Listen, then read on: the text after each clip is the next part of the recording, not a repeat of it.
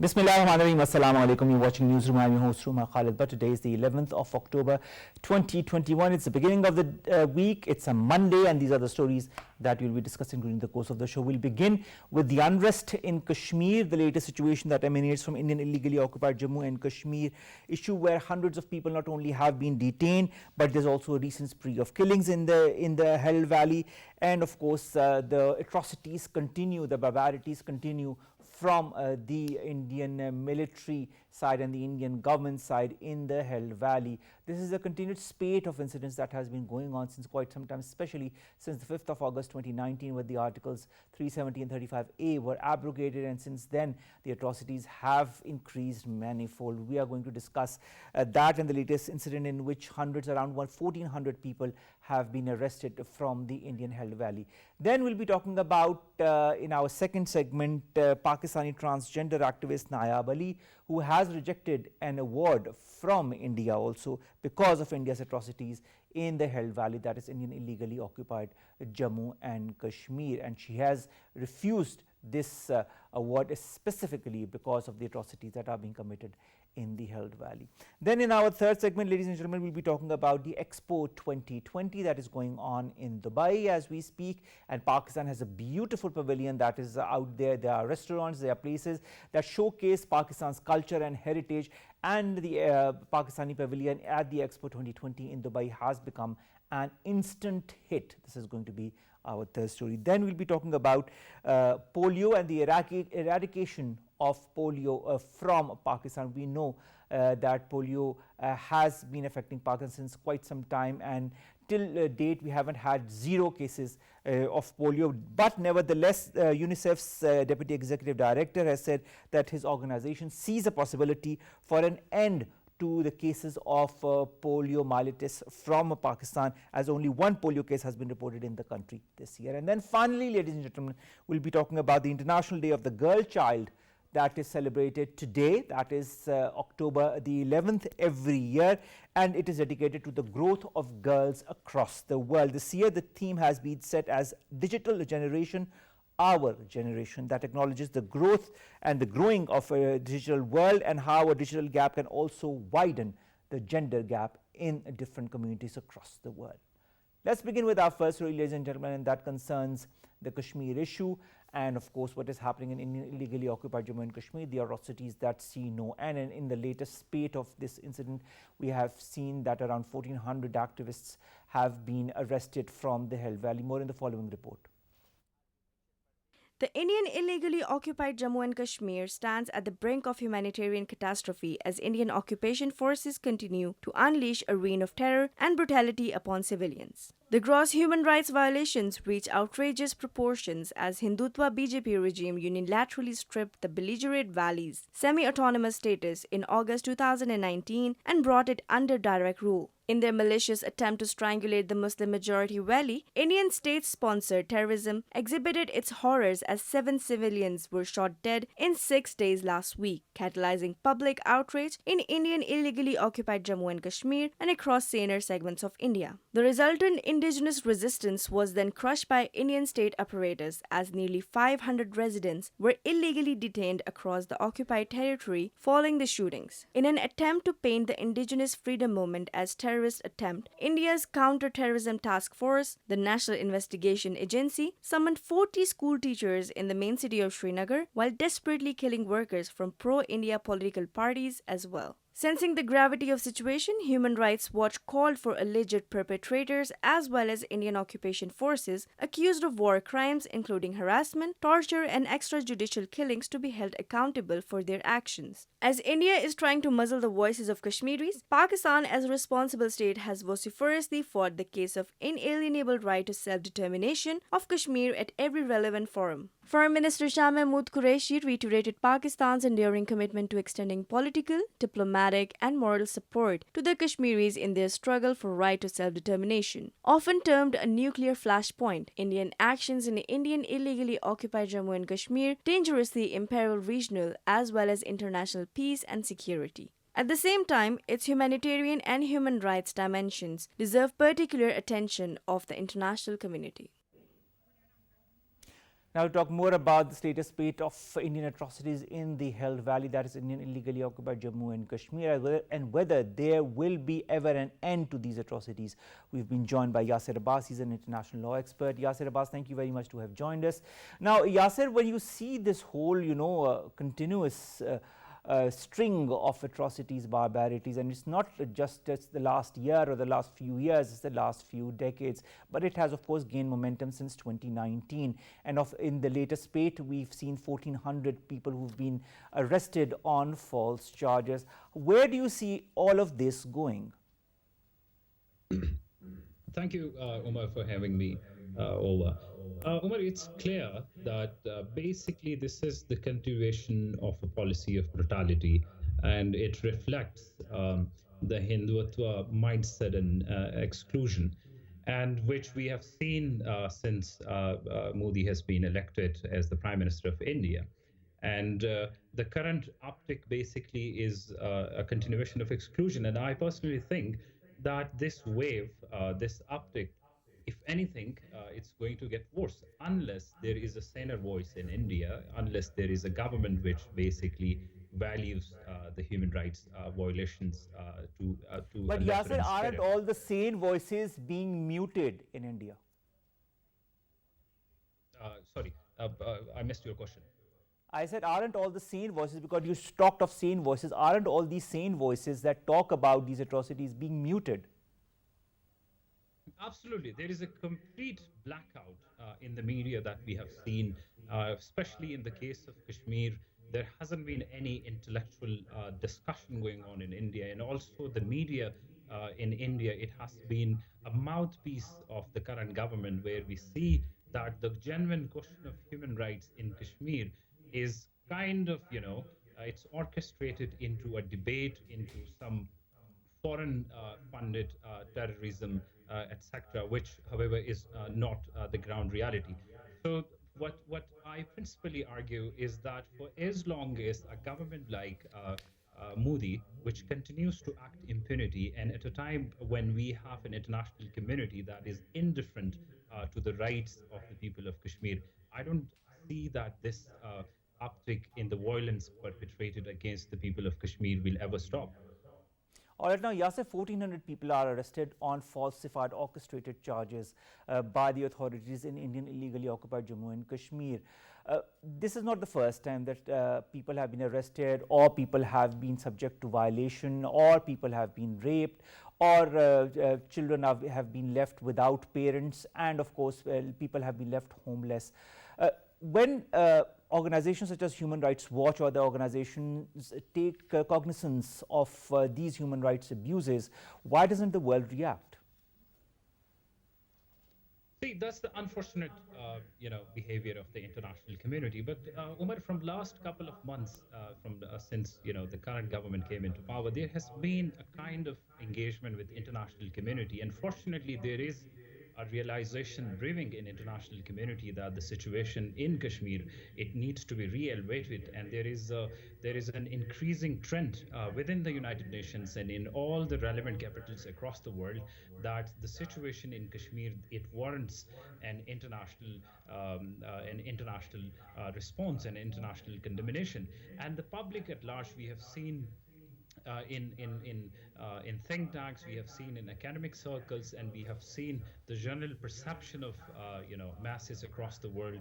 Would they increasingly look at Kashmir from a perspective of occupation, and which I see as a very welcome development, because India was successful in the past to project Kashmir as some sort of an internal dispute, which is being kind of perpetrated by the state of Pakistan. But there is now a shift in that perception, where we see that in the UN we saw that the United Security Council, he had two sessions after the abrogation of Article 200 and Article 370. So this change in perception is a welcome development, and we need to build on that. So we have basically several avenues through which we can build on it, and those avenues are legal.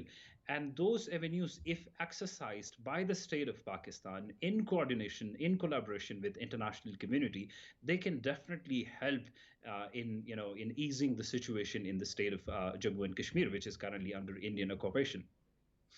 Talked about the United Nations. Now, there are scores of resolutions as far as Indian illegally occupied Jammu and Kashmir are concerned. There is a report by the United Nations Human Rights Commission, more than one report that have been published by the UNHRC. Then, of course, there is Pakistan's stance that has continuously at all the UNGA sessions, our Prime Minister has been talking about the atrocities that have been committed on the people in Indian illegally occupied Jammu and Kashmir, where the demography of the region is being changed. A lot of papers have been written, a lot of arguments have been made, but all those arguments and papers do not translate into action. Is there any impediment? There is, again, the bigger picture we have to see is the international community and the Indian might, the economic might. That is one of the lucrative kind of leverage that India uses in all its conduct with international community. But having said that, there is a pressure on international community as well, and there are legal avenues we as a state of Pakistan are yet to explore, unfortunately, because our narrative traditionally has been political, and we unfortunately were unable to materialize that political narrative into something concrete. Now, what options do we have at this stage to basically to take up the momentum with regards to the issue of Kashmir? We have an option of engaging the Human Rights Council more extensively. In the Human Rights Council, there is this provision of independent commission of inquiry, which it can when required, when it's felt that there is a need for it, the Human Rights Council can set up an inquiry commission into the conduct of the state. So we as a state of Pakistan need to engage the international community on that. We need to convince all the democratic capitals in the world that this is what's happening in a territory occupied by the Indian state, which claims to be the largest democracy in the world, ironically. And we also have an option where we can engage the UN human High Commissioner, basically for human rights. The Commissioner for Human Rights, it basically has a mandate to give, to basically constitute a fact-finding commission. So that fact-finding commission, empowered by the UN High Commissioner for Human Rights, has the ability to assess the ground reality and then convey the ground realities to the International Commission.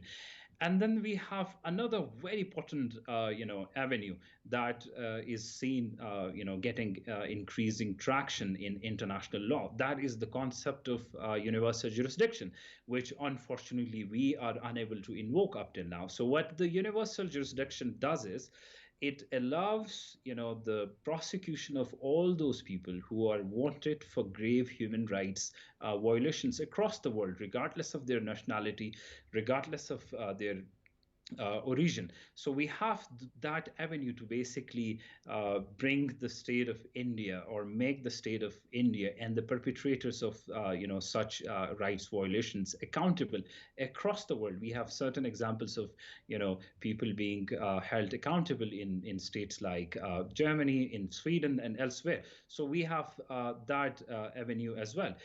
So building on that, we also have this avenue which needs further exploration, which is to lobby basically for an advisory opinion by the International Court of Justice. Here, I want to stress on this, vital aspect of Kashmir dispute, that it is largely being projected as some sort of internal dispute going on in India. So the state of Pakistan, through their organizations, through their international engagement, needs to ensure that this is not an internal matter. It is basically an occupation, and by all means, by all legal standards, it qualifies as one legal occupation, is categorized by international humanitarian law. It has a hostile army over there. It has a territory which is under the effective control of the state of India, and within that territory it has all the system in place to basically control and to basically suppress in all means possible. All right. No, if we have such an authority in Indian illegally occupied Jammu and Kashmir, and the world is seeing and the world isn't reacting despite all the papers, despite all the resolutions, despite all, of course, the hue and cry that has been made not only by the leaders but also by important human rights organizations, what needs to be done? And who will take that first step in order to curtail these nefarious activities of India in Indian illegally occupied Jammu and Kashmir? Yeah, so Umar, you have to see Indian, designs from a very geopolitical perspective, and Kashmir is one bigger aspect of it. We know that India has been hell-bent over basically isolating Pakistan across the world. It has used the forum for, forum in such as the United Nations. It has also exploited international financial, organizations, such as the FATF and all other avenues, basically. So what we need to do is we need to have this, mix of concerted efforts where we should focus on perception building across the world. We need to basically show what the truly India is, what the actual democracy India looks like, and how the minorities, how the Muslims, and how the Kashmiris are suffering under the BJP rule. This needs to be prioritized. It has to be done in the academic circles. It has to be done through the embassies, through the state of Pakistan, and it needs to be done with all the organizations across the world, regardless of their origin, who have an iota of interest in human rights. So it is kind of a moral obligation, not only just on Pakistan, but on the international community as well. So Pakistan has to basically link up its efforts, which is strictly to do with human rights situation in Kashmir, with all the efforts which are, subsequently going on across the world for all the rights. For that, we have the United Nations. For that, we have the NGOs working globally. For that, we have activists globally who care for human rights, and all other basically organizations working in But this Yasir, particular don't you forum. feel that Pakistan is doing, in fact, quite a lot as far as highlighting these atrocities across the world is concerned? And as our Foreign Minister Shah Mahmood Qureshi Sahab also on Sunday said, and I quote, that Pakistan is committed to continuing extending political, diplomatic, and moral support to the Kashmiris in their struggle for the right to self-determination. We are doing that. We have also taken out a dossier last month that was, of course, shown by 3 ministers of our current government, in which they highlighted with facts and figures the atrocities that have been committed or are being committed by the Indian forces in illegally occupied Jammu and Kashmir. What more can we do? See, Umar, you are absolutely right. Pakistan has been at the forefront. We have tried to engage all the stakeholders possible, all the relevant stakeholders across the world. But we have to see that here we are basically trying to match up with a big elephant that has more avenues, more access, more resources. So if I have to draw a comparison between what India is doing to hide its atrocities and what we are doing to basically highlight them, I still think that it's still not enough. We have to do more on that. We have to have this ripple effect in Geneva, in France, in New York, and all the relevant capitals across the world, and make this whole process of exposing India a linchpin of our diplomacy, which already is there, but we need to engage and extend our diplomatic engagement to all the avenues which we haven't taped yet. And I agree with you that we have had significant, from the highest level, from the prime minister level, we have been engaging on this issue. But here we have to understand that India has more leverage across the world. It's a budding economy. It has a whole industry that the world looks at from a very defense and economic perspective. So in order to neutralize that, we have to step up our game, and that can be done through or invoking all these legal avenues we have, all these practical and actionable avenues we have, which I discussed earlier, in the shape of universal jurisdiction, in the shape of engaging the UN Human Rights Council. So we have to move from political lobbying to more actionable and concrete steps that can expose the basically the designs of All right. the Indian current BJP government. All right, Yasir, you talked about lobbying. Now let's talk also about internal lobbying within Indian illegally occupied Jammu and Kashmir. With the spate of arrests that are being made, and of course the National Investigation Agency, which is India's counterterrorism task force, that is heavily involved in that, along with the other forces within the held valley. Do you feel that the people's uprising is going to continue unabated? Because of course this is a movement that has been continuing in the held valley since quite some time. Do you feel it will become more intense as more atrocities are seen in the held valley? I see, the current state of India in a very panic mode. We have to understand that there is a whole bunch of farmers protesting in New Delhi, and there is a complete blackout on that. And then coupled with the issue, the the Kashmir basically problem for India. I see the state of India in a very panic mode, and they're trying to hide things in and around. And unfortunately, they are resorting with the use of force. And force, if anything, is only going to amplify the issue for India. And if anything, it is only going to expose, international India in front of international community.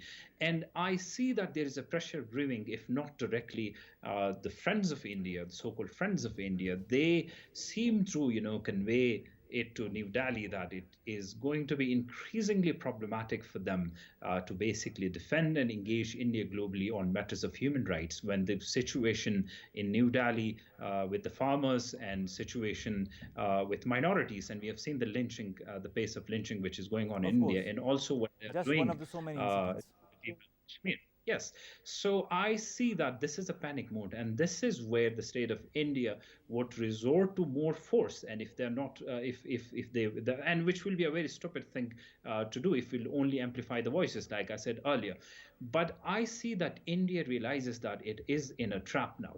It has basically reached a point of no return, and that basically puts them in an awkward situation. And I see that in this panic mode, they will try to retreat, and they will try to engage the Kashmiri indigenous voices over there. But I don't see that there is any appetite left in the leadership of Kashmir to constructively engage New Delhi. So let's just say that the state of India, New Delhi, is in a panic mood, and we hope and pray that this panic mood would basically, breathe some sort of conscience, in their minds, rather than, increase or amplify basically of course, a the conscious way. effort is needed, not only by the sane voices within India, but also within the international community, to bring about an end to these atrocities before the whole demography of the region is changed, as is the mindset and the whole game plan of the Indian government is to change the demography, so that in a couple of years, when they do the plebiscite in the region, the Muslims will no longer be a majority. So let's hope some kind of an action from the international community comes before it's too late. Thank you very much, Yasir Abbas, international law expert, to have joined us and to have talked to us about this burning issue of Indian illegally occupied Jammu and Kashmir. Now, our second story, ladies and gentlemen, also concerns India. Now, this concerns India and a transgender activist that we've talked to many a times in our past as well, Nayyab Ali. Now, what happened to Nayyab Ali was that Nayyab Ali was given an award by India, but Nayyab Ali refused to go there and refused to get the award because of the atrocities that are being committed by the people in Indian illegally occupied Jammu and Kashmir. And it is this commitment that Nayyab sought in order to refuse this award by India.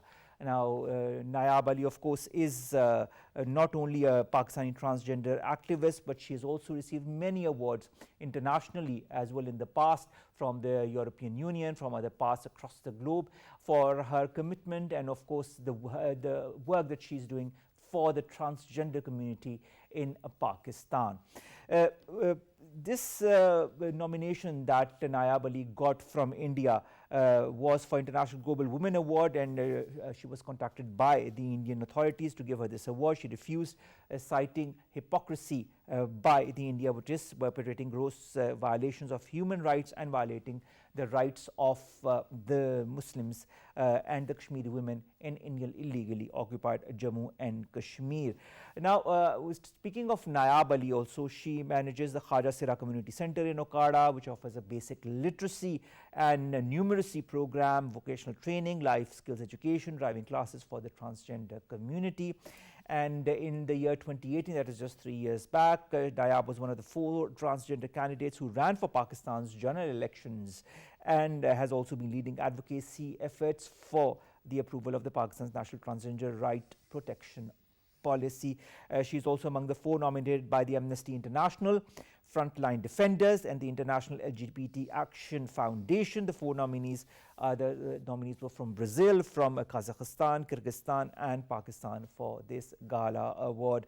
The efforts of Nayyab Ali have also been recognized by the galas awards, which highlight the work of LGBTQ plus activists. Nayyab Ali was recently presented with the coveted International Activist of the Year award for her work. Now, amongst all of these awards comes this award from India. I mean, Nayyab Ali could have easily gone to India, but she did not, and she refused this award. More after this short break.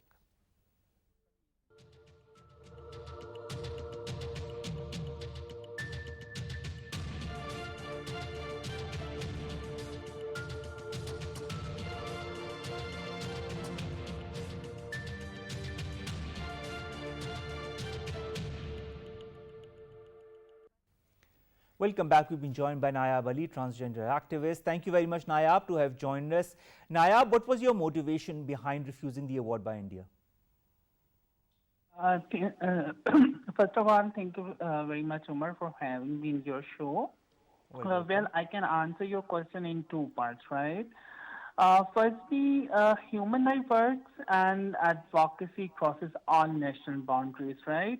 However, it is imperative that we recognize that nation and their policies, especially the bad ones, have a very real and lasting impact and can't always be ignored for the larger picture.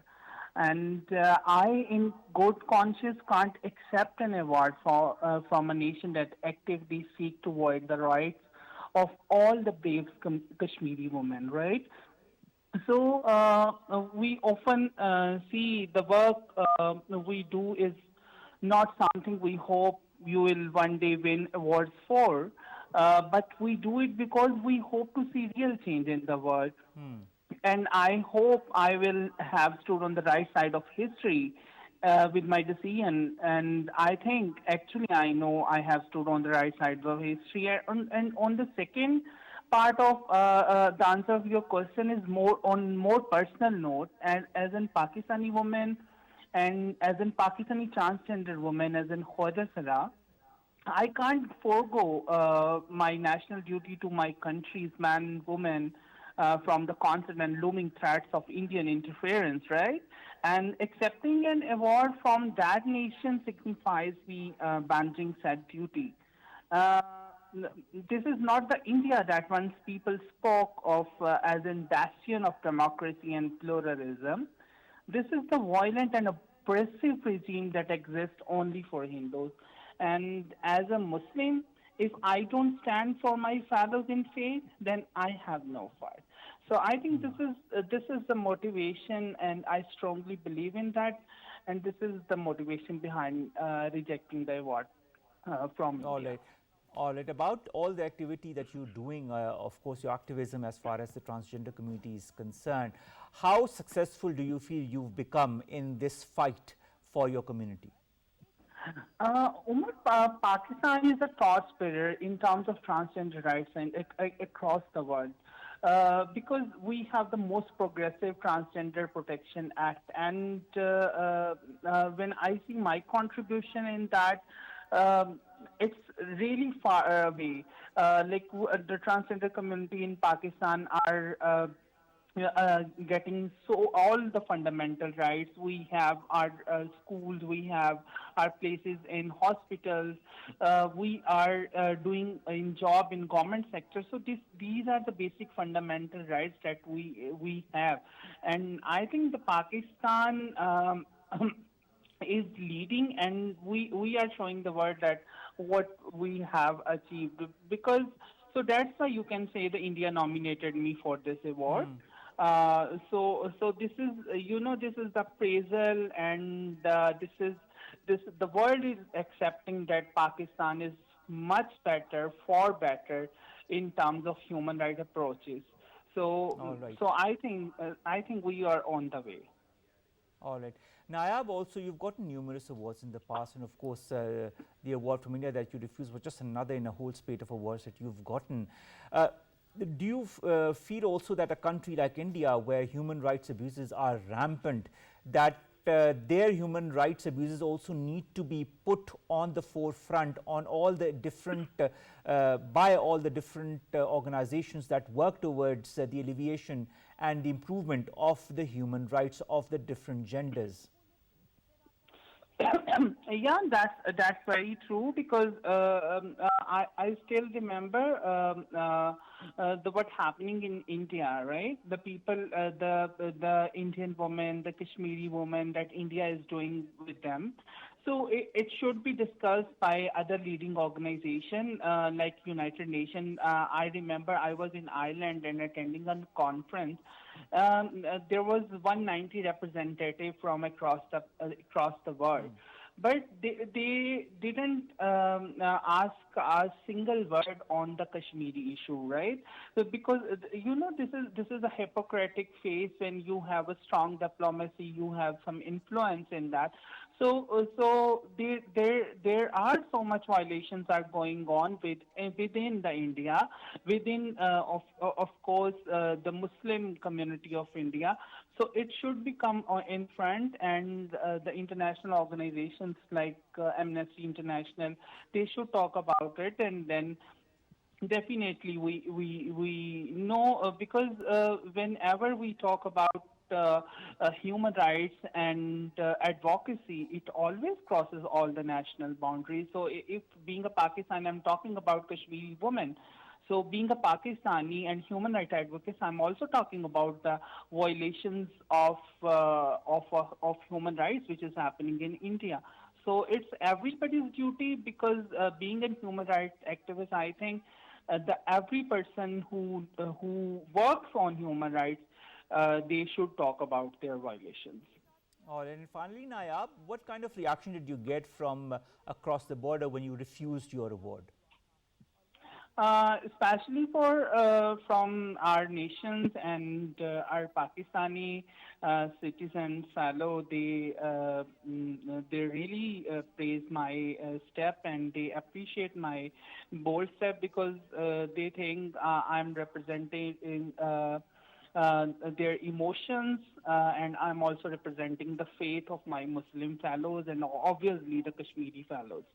And on the other side of the border, obviously they hate me, they don't like me, because I refused their proposal. And of course, the award is much precious thing. I think this is a source of courage, and it is very much harder to take the decision of refuse a very precious award. But there are some rights, there are some principles. So I think this decision will definitely will stood me on the right side of the history, and right. I will go with that. And this is the appraisal of my nation. I think this is the biggest award for me.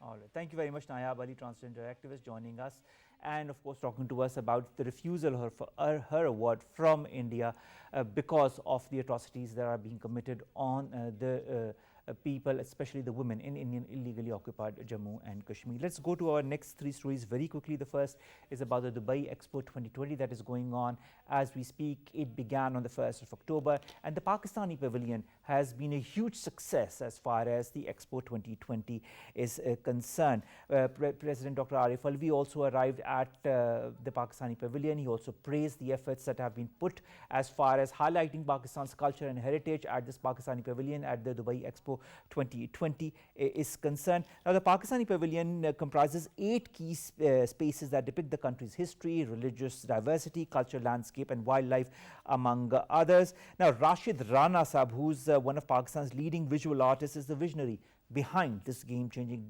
design of the facade that has taken both the Expo organizers and the visitors by storm. 30,000 visitors, ladies and gentlemen, and media outlets have flocked to the Pakistani Pavilion to have a look at what Pakistan has to offer. And Pakistan, as we say, is the hidden gem in this region, the area that people need to discover to understand and know and decipher how beautiful Pakistan is and how rich our diversity, culture and heritage is exactly. Now, let's go to our next story, ladies and gentlemen, that concerns polio in Pakistan. And of course, we know that Pakistan has been, especially the Pakistani children, have been plagued by polio. We've had numerous waves of giving the vaccines, the polio drops to the underage children, that is children who are under 5 years of age. And now what the Deputy Executive Director of UNICEF, Omar, says in his latest interview, he says that he sees a possibility of an end of polio in Pakistan, because he says, and I quote, that there has only been one polio case reported in the country this year. What Mr. Abadi said is, we have been looking at the trend for the last 20 years, and twice before we came this close, but now we are closest to the finish line. Let's hope that we cross that finish line and that Pakistan finally and of course becomes polio free, and we can breathe a sigh of relief as far as this crippling disease that is poliomyelitis is concerned. And finally, let's come to the International Day of the Girl Child 2021. On the 11th of October every year, this of course day is celebrated across the world. The theme this year is Digital Generation, Our Generation.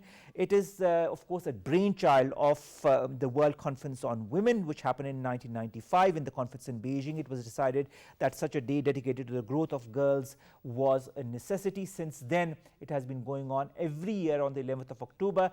This year, this day, the International Day of the Girl, is celebrated, girl child in fact, is celebrated to enhance the importance for the females, of the girls in our country, across the globe as well. And this year the theme was Digital Generation, Our Generation, which of course acknowledges the growing digital world and how a digital gap can also widen the gender gap. So we have to close down on the digital gap so that the gender gap also closes and narrows down as much as possible. The International Day of the Girl Child. Understand, comprehend and respect your girl child. With that, we come to an end of today's newsroom. We'll see you inshallah tomorrow. News stories, news segments that pertain to Pakistan and the globe. Till then, I'd like to add a little thing to my COVID SOP following, and of course the vaccinations that you need to get at the earliest. You also need to be extremely vigilant about dengue. Now, this is something that is plaguing our capital city, Islamabad, the Lahore. People say that every third or fourth household has been plagued by one or more patient of dengue. Be very careful and inform the necessary authorities if you feel that there is a mud of water outside your house where a lot of mosquitoes are present there. This is the only way you can prevent yourselves. Allah Hafiz.